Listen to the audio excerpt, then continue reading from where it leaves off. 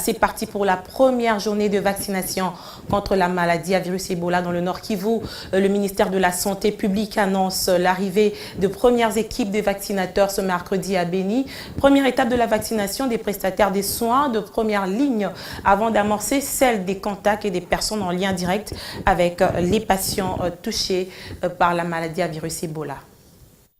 Face à l'épidémie d'Ebola qui sévit dans la partie est de la République démocratique du Congo, le renforcement du système de surveillance et de détection de la riposte s'invite en mesures palliatives. Lors d'une mise au point, le ministre de la Santé publique a annoncé pour ce mercredi le début de la campagne de vaccination à Beni dans le Nord Kivu. En provenance de Kinshasa, les premières équipes de vaccinateurs devront procéder premièrement à la vaccination des prestataires de soins de première ligne avant de vacciner les personnes en lien direct avec les patients d'Ebola. Le séquençage génétique a démontré que le nouveau foyer au Kivu n'est pas du tout lié à l'épidémie de l'Équateur qui se trouve à 2500 km.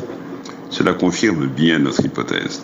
Ebola est endémique dans plusieurs régions du pays qui sont couvertes par la forêt équatoriale. L'élimination de tout virus est un challenge de tous les scientifiques du monde entier. Même le virus de la grippe, qui tue pas mal de personnes à travers le monde, n'a pas encore pu être éradiqué. Donc la solution pour nous à ce stade-ci, compte tenu de l'état d'avancement de la science et de l'état de notre connaissance de la maladie, ce sera surtout de renforcer le système de surveillance, de détection et de riposte en cas de présence, en cas d'apparition de maladies à virus Ebola.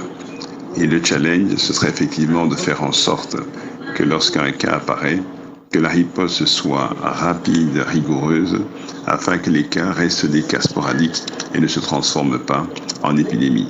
C'est ça notre challenge, c'est ça le challenge du système de santé de la République démocratique du Congo pour les prochaines années. Plus de 3000 doses de vaccins utilisées lors de l'épidémie à l'Équateur seront expédiées à Mangina afin de prévenir des éventuels déficits. Le virus responsable de la 10e épidémie est un virus de la souche Zaïre.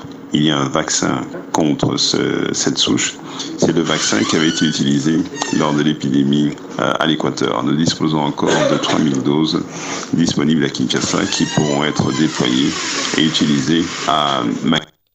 Au total, plus de 43 cas de fièvre hémorragique ont été signalés dans la région, dont 16 confirmés et 27 probables contre 46 cas suspects en cours d'investigation, dont 2 décès, un à Beni et un autre à Mabalako.